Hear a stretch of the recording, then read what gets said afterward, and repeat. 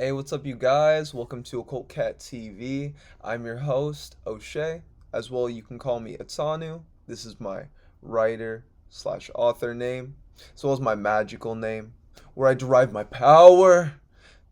But anyway, let's get into business. Let's talk about Belial and the crossing of the abyss. Okay, so this will be also guest featuring Mastering Spirit with TamaRa. Okay, so hey Tamara. Hey, you good? Okay, so I just wanted to ask you. I wanted to talk about crossing the abyss and that moment and that experience. I wanted to ask you, what does crossing the abyss feel like for yourself? Or what did it feel I'm like? really glad that you asked this question because this is such an important question that a lot of people need to understand as they go through their initiatory process. So, for me personally, leading up towards entering the abyss, I could already feel like I'm losing a sense of self. I've already been stripped away of everything. I'm in a position where I have nothing to cling on to. No friends, no money, material wealth, jobs, all of that is gone. So even before entering the abyss, I was nothing. And within that nothingness, I learned to embrace my inner reality, which holds the key to, as what the ancient Egyptians call eternal life, becoming nothing to embrace everything. So I felt like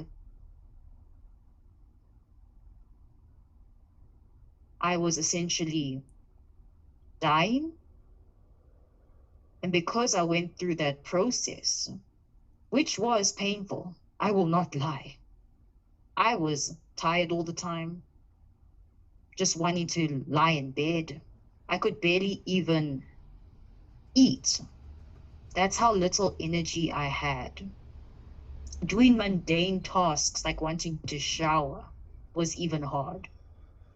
But I pushed through. Every day I got up out of bed, I did my yoga, made some videos for my YouTube channel, researched information, spoke to you about how I'm feeling, because there's a lot of emotions evolved when crossing the abyss. A lot of traumas come up that you have to face. You have to face them and then let go of them in order to make it through the crossing. Otherwise, you will be consumed by the abyss. So your anger, your jealousy, your trauma, your envy, you have to leave all of that behind. Belial has really helped me in the crossing of the abyss. Even though it was very challenging, I am grateful to him and for you, babe, for helping me with this process. I hope this was a great answer and Yes. that you guys can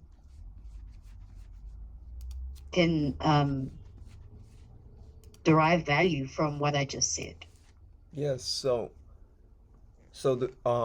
thank you for your input. Thank you for what you said, because and also thank you for thanking me, because I can feel it.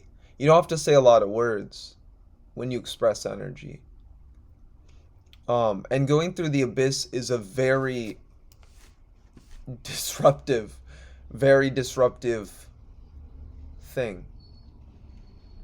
I wanted to ask you what your crossing was like, Tamara, because I haven't although the abyss is always there and it is always perpetuated.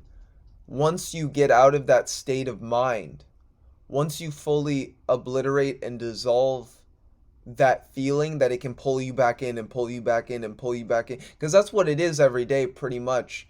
It's the dark matter dissolving your energy over and over again, creating the death experience because we live in a light illusion. So you're taking on mass amounts of dark matter every day. It's like pounding you.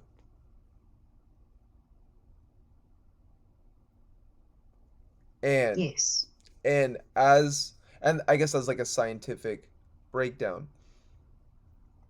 And the fact that you were just getting out of it, and for myself, I got out of it a while ago, and I know that I made it to TamaRa I because I met you, and I went through that same experience. And sometimes I'm actually talking to people, and I'm so far along my journey, not in an egotistical sense, that when some people tell me their problems, I can't exactly always relate to it because I'm not at that vibration anymore.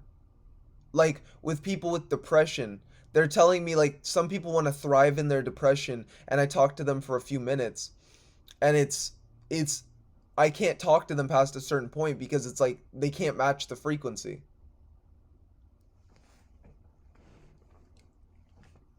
It's like it's always me having Yes, because or what? most people, as you say, want to thrive in their depression because they don't want to put the necessary actions in order to change their current circumstances. People are depressed not because they're depressed, it's because they hate their circumstances. How, in your opinion, how would you correlate that to the abyss? Because like when I talk to people, they it's kind of like that spiritually, I guess you could say. Like they're in the abyss, and I try to tell them things to get out, and it still takes time to get out. So it's like I'm almost like sometimes waiting for certain people to get out, and I'm trying to give them the information that they need so that they can get out themselves. And as I give them that information for myself, it's like I can see that one, not everybody wants to get out. And then two, not everybody, I want to say not can get out, but doesn't choose, or they don't choose to. Like they don't want to evolve, they don't want to let go of their ego, they don't want to strip away the things that are no longer serving them. They don't want to give up their old friend group, they don't want to give up their mindset. They don't their old mindset that was making them depressed. They want to make the same, they want to make the same things as if they did when they were in the Qliphoth because they're attached to the chaos. What is some advice that you have for someone that truly wants to get out of the abyss, for someone that truly does want to cross successfully?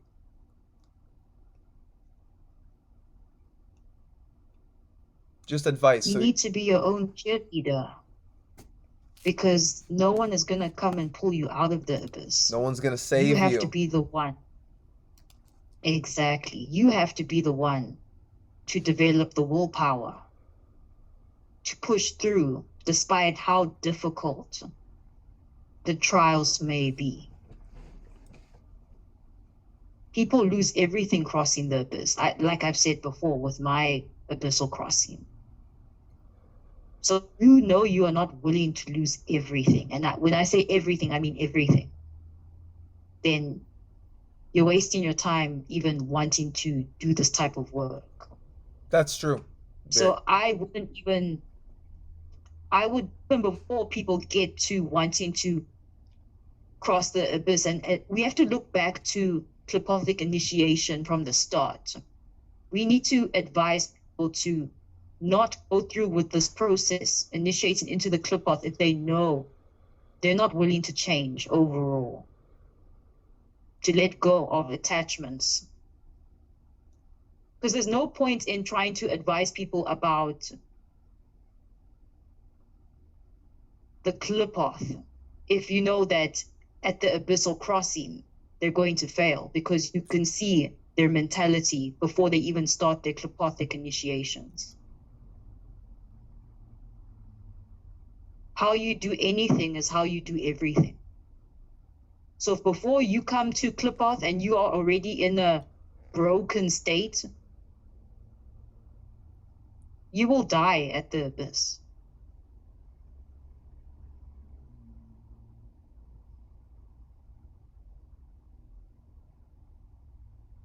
What if someone was led to the abyss? What if someone was led into the Qliphoth, like say, such as like you, right? You weren't okay. I guess you are a magician by nature and a witch by nature, but weren't you someone that was broken and you already? Oh, actually, okay, because you weren't in the Qliphoth actually. Now that I remember, right? Originally. I was in some form of hell, though. That's all I know. Oh, okay. So from what I understand, the Qliphoth is going on around us, and then you initiate into it, and then you choose to become a part of the system in order to rise through it. Yes. And then if you can rise through it, then that means that you're separating from the light matrix or the light illusion, and you're going into the dark matter. And like what you're saying is very true about like yeah, like people if they're very traumatized, and they cannot let go of their trauma, can definitely fail their crossing. But it's also sometimes that trauma that probably is led that leads us to the Qliphoth at the same time, so that we can get rid of it as a soul. Because as I'm saying that it's 11:11, because as a soul we do go through the weighing of the heart, just like the Egyptians talked about. When you do die, you not exactly like that scene is forced upon you, but you could say an archetype, and whatever archetype you were, yeah, I want to say most likely following at the time, that's the archetype that you'll kind of be shown. And that's why even in the Tibetan Book of the Dead, they actually talk about Thoth, or at least in the modern reprint ones, I've heard them talk about Thoth, and then different. They'd use it. They use different um, parallels to Egypt. How the bardo is very similar to something that the Egyptians go through. Um, so you could even say, as an Egyptian representation, someone go crossing the abyss is wrestling with Apep. They're wrestling with their no their lower nature. They're wrestling with the chaos. Yes. If 100%.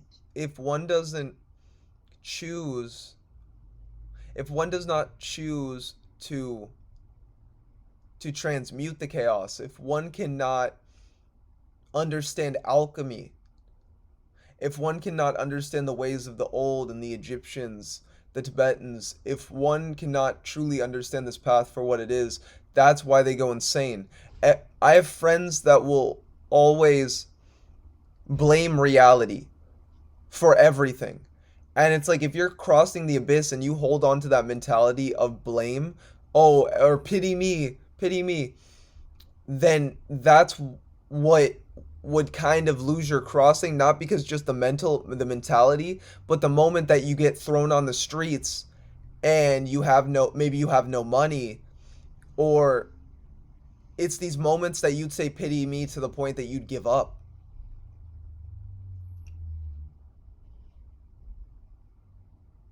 Which most people do, unfortunately.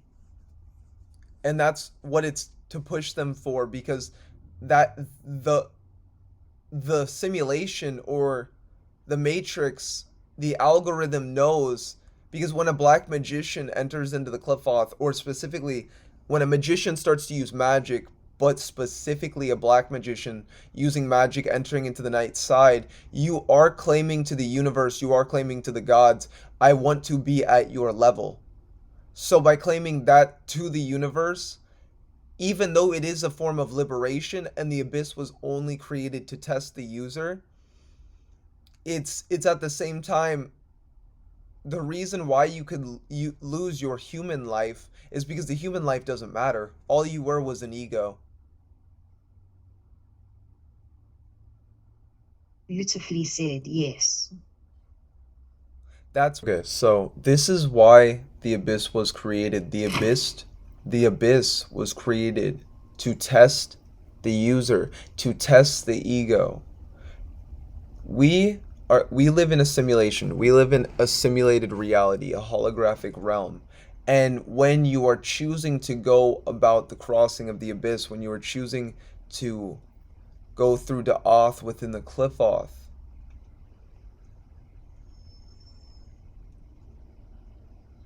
these are the trials that are created around you because you're now taking on the different energy of the spheres.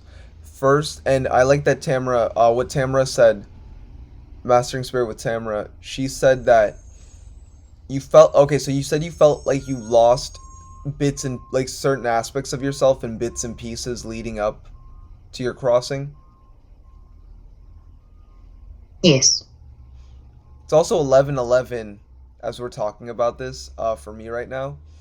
So that's actually natural. That's something that I've actually been contemplating the past few days as I wanted to make this video. Because I didn't want to just jump on this topic. I really wanted to like ponder it the past few days and then let it sink in. Because the crossing of the abyss is such a tricky thing when we're trying to understand what the ego is and when we're trying to understand the mind, because the crossing of the abyss is just the mass reevaluation of the psyche.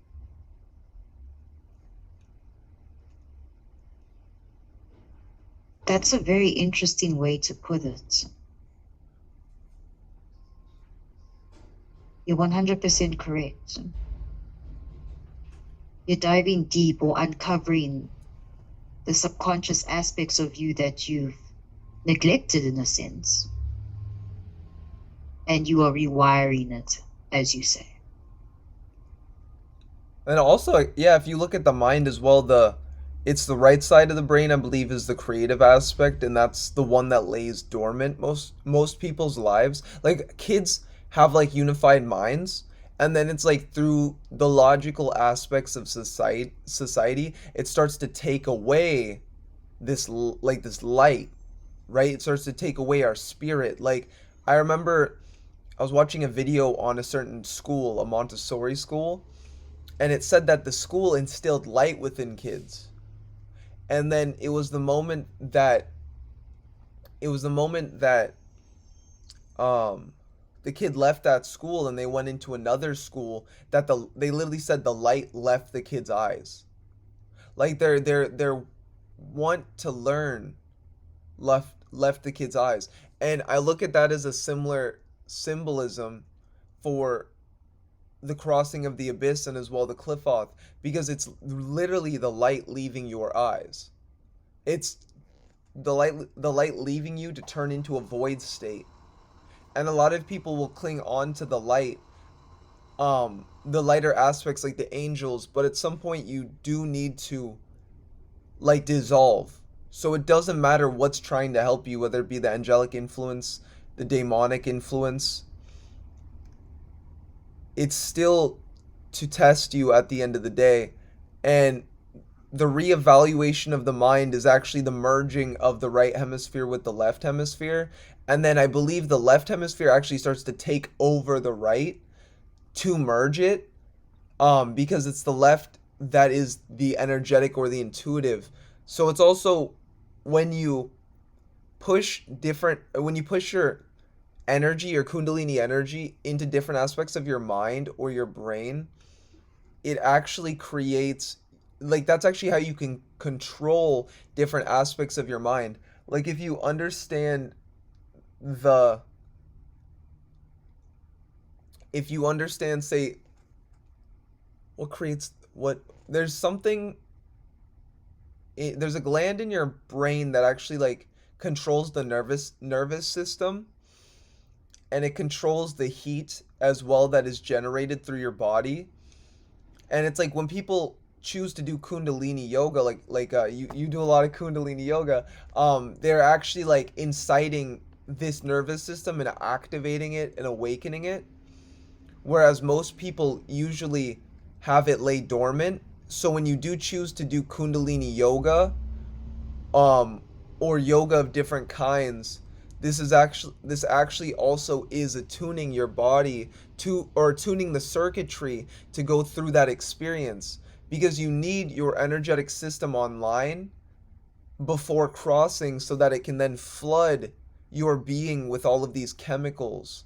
That's what creates the simulation of everything that you're going through. So everyone else is still experiencing what they're experiencing, and you might feel as if you're going through hell because literally chemicals are flooding your mind. DMT is flooding your mind in order to kill you off because DMT is a poison. It's just like when you take psychedelics or when you take shrooms. Why do shrooms make you trip and see like lights and like connect spiritually? Because it's actually killing you. The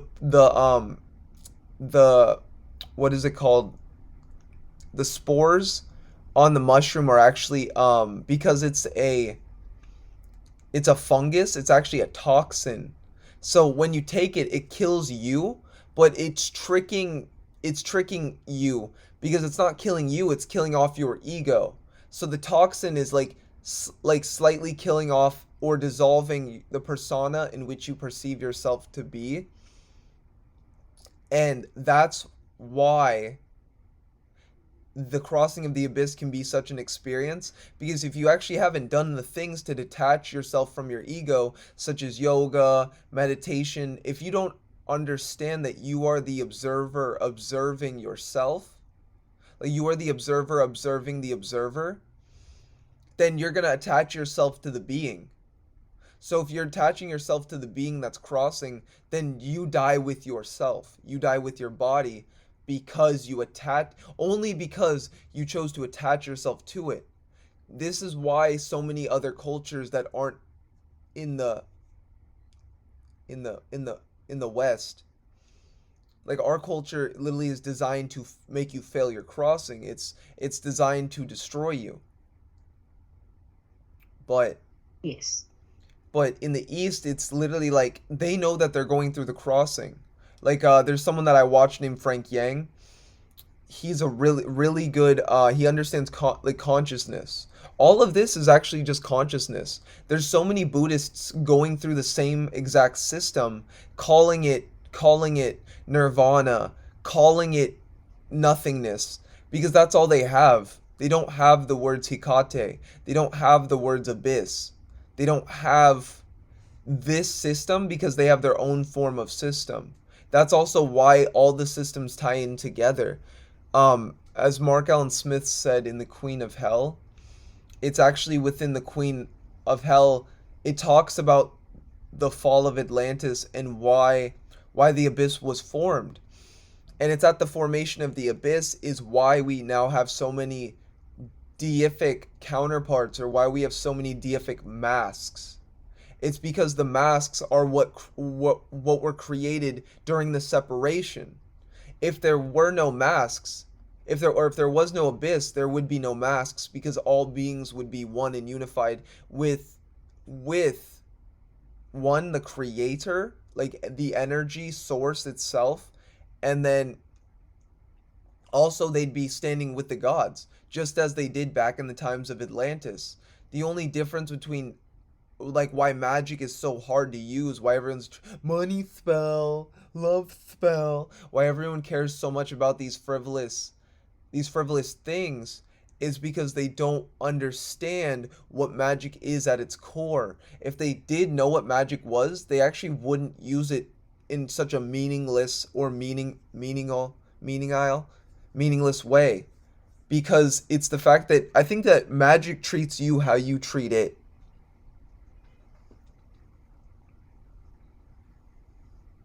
Yeah. Well said. And a And lot of yeah, people, they get into magic with the wrong intentions from the start. Wanting to gain power, wanting to control other people, wanting to make shit tons of money. yeah, That's not what magic is for. Magic is a tool that is used for you to step into your fullest potential as a soul. transmutation. It's used to grow your soul, to evolve your soul. Not so that you can buy 15 supercars and live in a beach house, etc., etc. You can have those things once you are incorporating your soul's evolution. Those things will naturally come to you. Naturally, yes. Yes. If you are, yes, naturally, if you are using magic correctly for your soul's development. Not the other way around. You don't come to magic wanting the money and fame and beach houses first. No, you come, you develop your soul, and then that stuff comes to you. If that's even something that's on your mind when entering into this stuff, which it is on a lot of people's mind. I actually have not a lot, but I have Yes. a few clients that had that mindset, and I was even kind of trying to tell them, like, hey, like, it's not about being promiscuous and having a whole bunch of like women, even if that's what you want, right? Even if it says, oh, Samael got 7 wives, right? It's like, well, one, Samael has 7 wives because he can take care of all 7 wives equally and actually be able to tend to all of them. And then it's like, so most guys get like can't even take care of themselves. Like, let's be real. So it's like, That is so true. Yeah. so it's like, I don't know why all these guys want to be fucking all these bitches. Like, they go to Asmodee, it's like, oh, Asmodee, can I get pussy tonight? And then it's like, oh, Asmodee didn't give me. It's like, oh, Asmodee didn't give me pussy tonight. Like, oh, it's like, I'm gonna give him more offerings, see if he gives me pussy. Like, Yeah. um, Right? They completely miss the point. and then yeah, and they don't realize that like, okay, so Asmodee, Belial, Samael, Satan, Lucifer, like, why does it even say that these beings can get you like a whole bunch, like Belial can get you a whole bunch of friends, can get you economic ascension, can help you to ascend in your job, can help you, can protect you, strengthen you, empower you. The thing is, it's because that's what Belial is. So it's like when you come to Belial asking for all of those things, like, yes, he's gonna give it to you because that's just what he is. That's easy. It's like, oh, you want a girlfriend? Bam. Like, that's just Sally from down the block. But I mean, you said you just wanted a girlfriend. That's it. And Yeah. and if you're not specific, well, one, specific with your intentions, and then also two, if you don't, so the whole point is to embody Belial, is to become Belial, is to awaken Belial within you. And then if those are the things that you want, then you naturally magnetize them to you. So whenever you see, oh, it says this spirit can get me this spirit can get me that. Yes, but it's you getting yourself that at the end of the day, because all like Belial, okay, when they say like Belial's number one of the Goetia or Belial's 68, if there's 72 Goetia, and like Bobby Hemmett said at the beginning, I mean, at the beginning of my channel, I have a video dedicated to Bobby Hemmett. Shout out to Bobby Hemmett. Great teacher, has helped me along the way. Thank you, Shout Bob. out. Shout out. Like, thank you for all you've done, Bobby. Also Brother Panic. Those two they go hand in hand in my mind. Like, they're just like, but Bobby taught Panic, Panic taught Bobby. So um he talks about how the Goetia, there's 72 Goetia in your mind, and Goetic daemons, and then 72 angelic spirits. So the thing is, you're supposed to become all of them.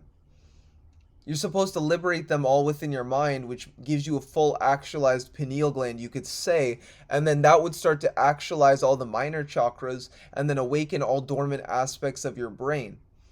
So a lot of people are always like coming to the deities like, oh, want, give me, like, I want this, I want that. And it's like, even if they do have and I did this in the beginning as well. I was someone that sat with King Paimon for hours, and then I'd go ask Bune like, oh, can I get some money? Like, just, so like, there were things that I did that were very beneficial and very positive, but also looking back, I didn't understand how to use these beings in the beginning or how to work with them. And then through, working with King Paimon for so many hours, I start to understand respect, or I start to understand listening and being receptive. And then from that's what starts to awaken all the goetic spirits within your mind. A lot of people know that this is happening, might feel that it's insanity, but all it is the dark matter aspects of your mind being awakened. It's only the moment that you tell the fool that, hey, you're the magician, right? You were always creating your reality. Every time you felt this way or that way, that was you. Every time you manifested something, that was you. That's what these beings tell you at the end. They tell you that everything was you. You were creating all of it. It all was you. Even they are just representations of the deep aspects of the subconscious mind. And if we look at as above so below, the subconscious mind also being the gods. The subconscious mind is what rules you. That's why you have to appease the ego or dissolve the ego to then go into the realm of the gods. Those who do magic aren't in the realm of the gods. They are using the realm of the gods. They are using Hecate. They are using magic. They're using energy. They're casting spells. But the moment that you actually cross the abyss and you start to dissolve what was weighing you down, such as why we dissolve our ego at the crossing, because this is the gate between life and death. So if you are death itself, if you went through death, you now sit with the gods. You are now with the gods, going about the rest of your trials to become a god yourself. This is why you could die. This is why you could go insane. This is the difference between someone who's crossed the abyss, someone crossing or already crossed. Someone who's crossed the abyss stands or is about to stand, if they finish and can complete their trials, they stand with the gods as them. So as they do, the world says. As they do, the world does. As they are, the world is. As they feel, the world is as it has always been. The only difference was that as the fool, you did not realize that you were always creating reality. You are always creating reality. It was always being created. So that once you crossed and you went through the drone archetype, right? You worked a 9 to 5, you were a slave, nigga. And then you became a house nigga as an art, and then you became a house, and then you go from the drone archetype as the slave into the artist. And then as the artist, you realize that, oh, I can create. The drone only consumes. And then it's from the artist that we understand that we can create. I can draw. I can do. I can become. Right? So from becoming, we are that, or from doing those things, then we become the alchemist. We realize that we can transmute all of these things. And then it's from the magician, right? From becoming the alchemist, we actually became the magician, because that is when we have achieved the philosopher's stone. What is the philosopher's stone? It is to know thyself. It is to embrace magic at its full potential and to know it with no limitations. If we look as well back to the anime Full Metal Alchemist, what was the thing that he achieved once he went through the door of life and death?